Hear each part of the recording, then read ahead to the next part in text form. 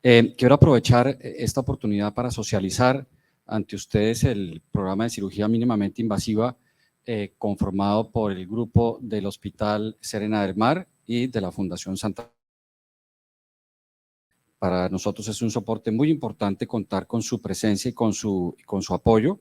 El Comité Médico Ejecutivo tenía hasta hace un año aprobados el tema de la cirugía intrauterina para la hernia diafragmática, la gestación monocoral complicada, y este año en marzo logramos la aprobación de la cirugía fetoscópica para la reparación intrauterina del mielomeningocele, que es lo que les quiero mostrar hoy.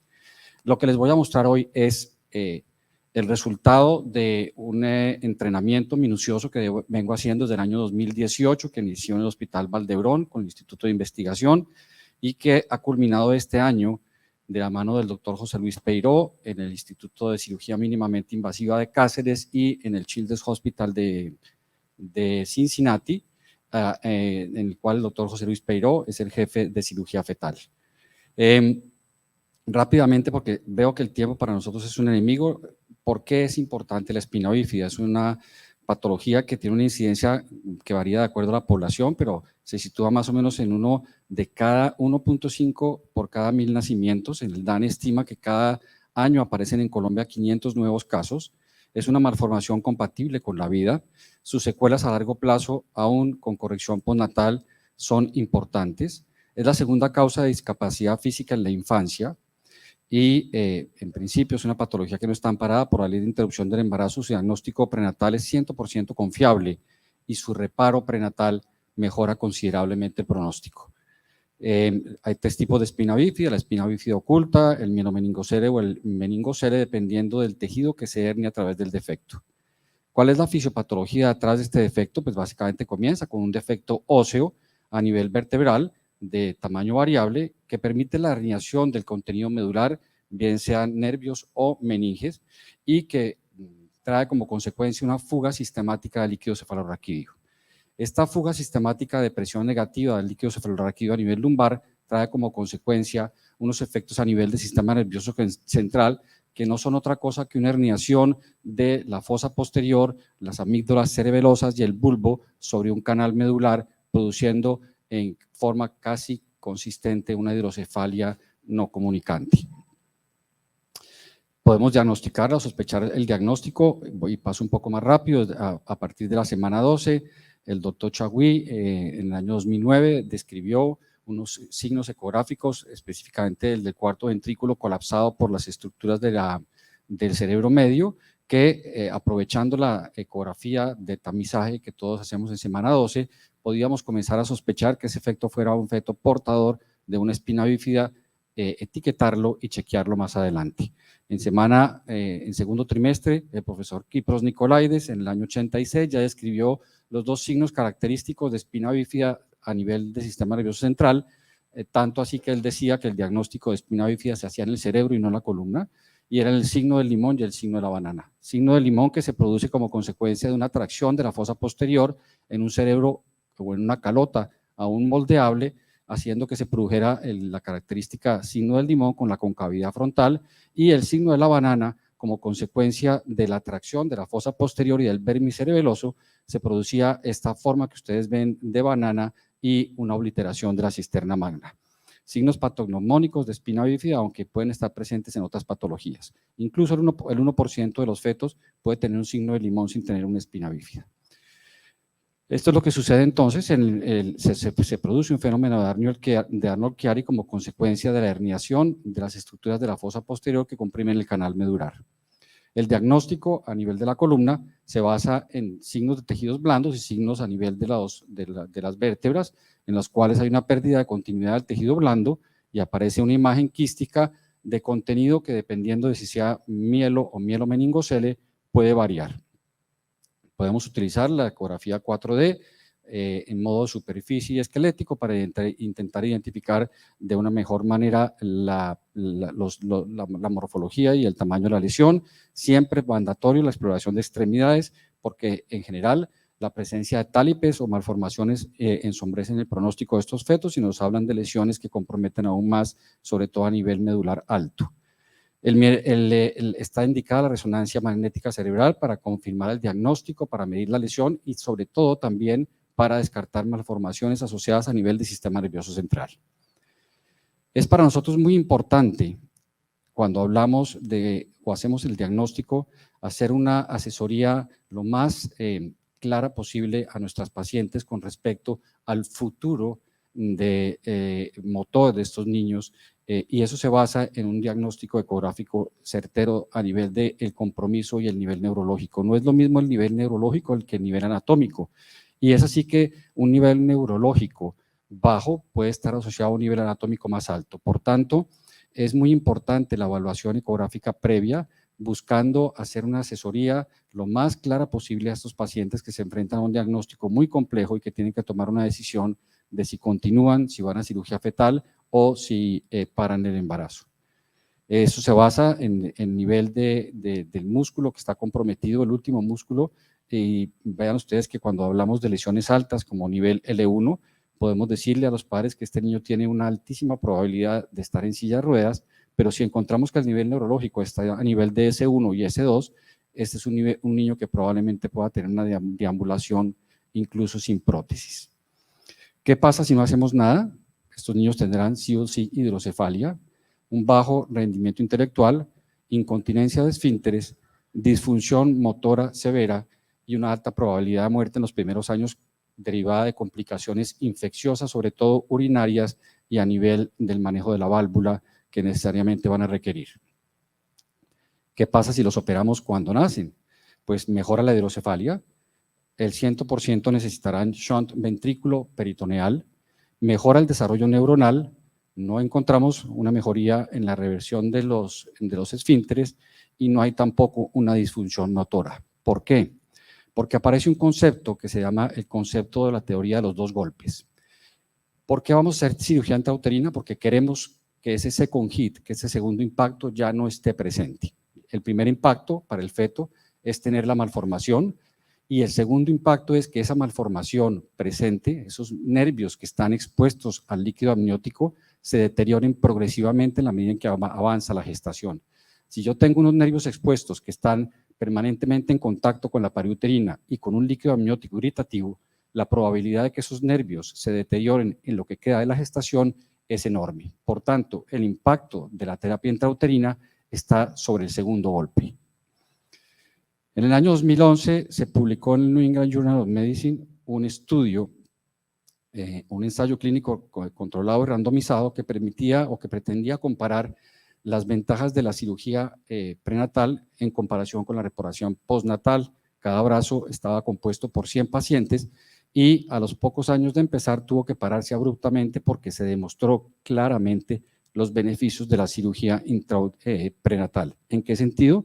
En reducción de la necesidad de shunt de ventrículo peritoneal en un 50% y de la duplicación en la capacidad de marcha a los 30 meses. Claro, tenía algunos inconvenientes, como el incremento de parto pretérmino por la invasividad de la estereotomía, el riesgo de discencia y la necesidad de un parto por cesárea. Por tanto, la corrección prenatal demostraba que sí había una mejoría de la hidrocefalia, una reducción de la necesidad del shunt ventrículo peritoneal, mejoraba el desarrollo neuronal, había una mejoría de la incontinencia de esfínteres y sobre todo un impacto significativo en la deambulación y la necesidad de órtesis por el impacto sobre el segundo golpe. Y entonces quiero mostrarles ahora cómo se desarrolló y cómo se pasó de la parte de experimentación animal a la parte de implementación del modelo fetoscópico. Y la experiencia que voy a mostrarles es la que logré vivir durante mi formación en el Vall d'Hebron, y es cuando comenzó la investigación en ovejas.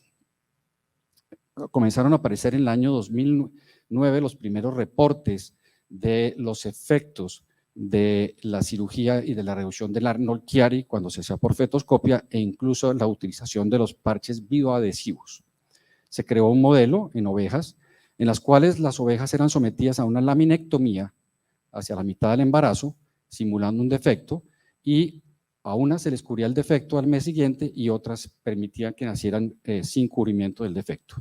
A las ovejas que no se les cubría el defecto, nacían con una disfunción motora completa y una disfunción de esfínteres. No me está funcionando el videito, ¿ya? Estas eran las ovejas a las cuales no se les reparaba el defecto después de la laminectomía y nacían incontinentes y con disfunción de extremidades inferiores. Y se decidió entonces en el grupo de las ovejas que se les iba a reparar el defecto, poner un parche biodegradable con un glue buscando cubrir el defecto. Se hizo mediante vía fetoscópica y el resultado final de las ovejitas que eran operadas era que tenían una capacidad motora intacta. Se intentó entonces, por tanto, extrapolar este patch and glue a la cirugía en humanos prenatal mediante histerectomía, la cirugía abierta. Se colocó el patch and glue y encontraron que los resultados no eran los mismos que se esperaba a nivel humano, a nivel animal, perdón. Y en el año 2003 Valdebrón se enfrentó a una situación inesperada y era que comenzaron a aparecer un grupo de pacientes que rechazaba la transfusión, que no querían abortar y que necesitaban de una cirugía menos invasiva.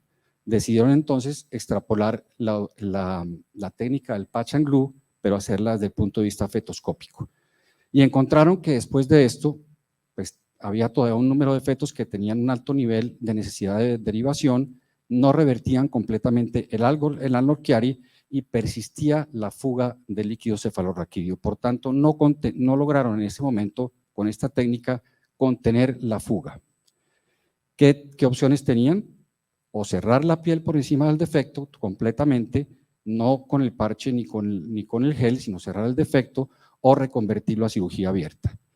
Y es así como surgió entonces la necesidad, que es la tendencia siempre en medicina, de buscar una cirugía menos invasiva, logrando mantener los resultados de la cirugía abierta. Comienzan a aparecer entonces los grupos de cirugía mínimamente invasiva. De hecho, el doctor Michael Bedford en el Texas fue de los primeros que comenzó a hacer la cirugía con exposición del útero a través de fetoscopia, utilizando 2 puertos, cerrando y utilizando parche. Posteriormente, Kohl en Alemania hace la misma técnica, pero por vía percutánea, y la doctora Denise Pedreira, la hace por vía percutánea también.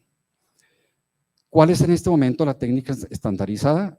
Es una técnica que después de pasar del patch and glue, de pasar a 2 capas, hemos llegado a la técnica de utilizar 3 capas y un parche biodegradable, buscando con todo esto que el defecto sea lo más hermético posible. En la medida en que yo logre un defecto hermético, tengo una reducción del filtrado líquido cefalorraquídeo y todo el sistema nervioso central inmediatamente se descomprime, mejorando la hidrocefalia. Para dirimir una polémica que había con respecto a la cirugía abierta versus la fetoscópica, el profesor Kypros Nicolaides lideró un consorcio en los cuales se evaluaron 300 casos de los diferentes centros que a nivel mundial estaban haciendo fetoscopia, buscando establecer si la cirugía fetoscópica tenía el mismo rendimiento que la cirugía abierta, dada los beneficios de su no invasividad o su mínima invasividad. Participaron los centros que en ese momento estaban haciendo cirugía fetoscópica, encontrando como conclusiones que había una reducción en la necesidad de shunt ventrículo peritoneal a los 12 meses y una mejoría en la función motora, pero también un impacto positivo con respecto a una reducción de parto pretérmino, disminución de la necesidad de reanimación fetal por bradicardia, eliminando el riesgo de discencia por un abordaje endoscópico y eliminando la necesidad de parto por cesárea una vez hecho el procedimiento. Por tanto, se logró establecer que la cirugía fetoscópica conservaba las ventajas de la cirugía abierta desde el punto de vista fetal, pero disminuía los riesgos para la madre. Este es el procedimiento. Quiero mostrarles un video de cómo se hace el abordaje. Este es el defecto, este es un mielomeningocele. Se identifica el defecto, se realiza la apertura del defecto para identificar lo que llamamos la placoda, que es el tejido nervioso que se ha pegado arriba al saco herniario.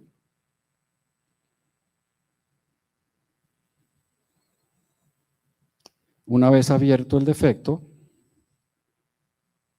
se procede, como van a ver a este lado, a poner el parche biodegradable que busca aumentar la hermeticidad y finalmente se cierra con capa continua con una sutura barbada.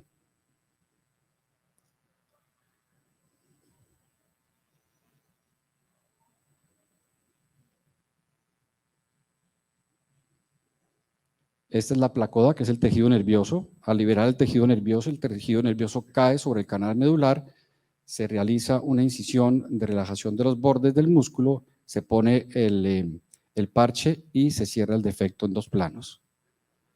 ¿Cuál es el resultado final? Este que ustedes ven acá. Ahí está, se está terminando de cerrar la parte de la piel.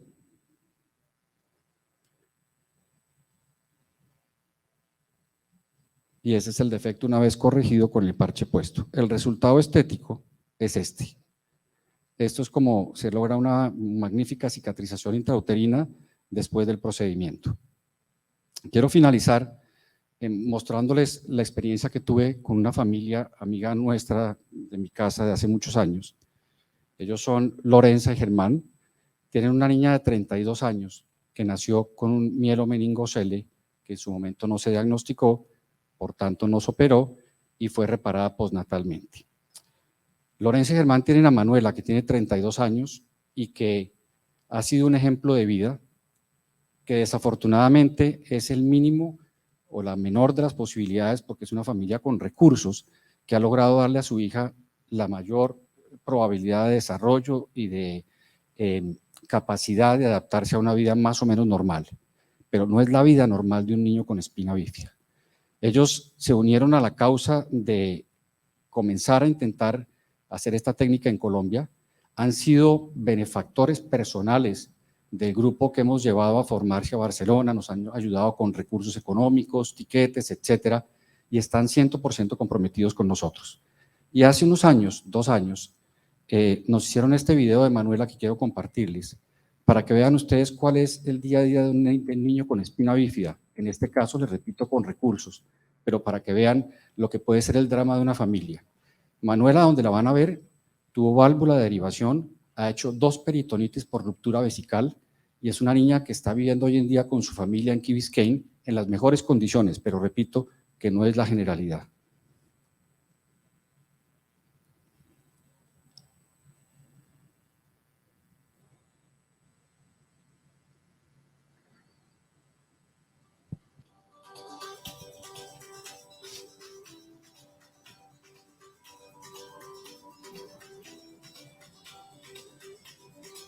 Está pasando bien.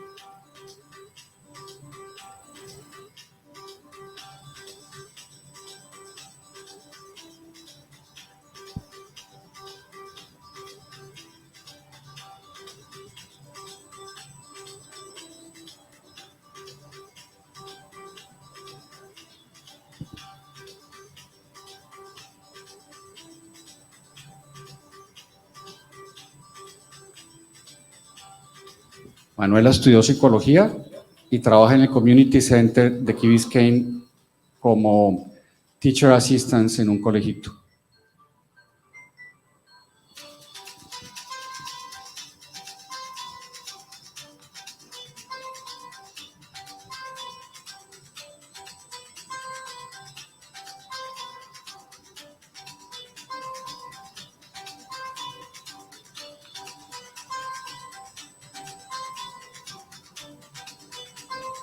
Como esto no es la generalidad, sino la minoría, Los niños que en nuestra población no son diagnosticados o no tienen la capacidad de acceder a este tipo de terapia intrauterina son niños que están destinados a estar abandonados en sus casas con riesgos de infecciones, con una morbimortalidad enorme y con una discapacidad a largo plazo enorme. Por tanto, nuestra invitación es a que sepan que estamos en este momento trabajando para intentar darle a estos bebés lo mejor y que tengan una segunda oportunidad. Muchas gracias.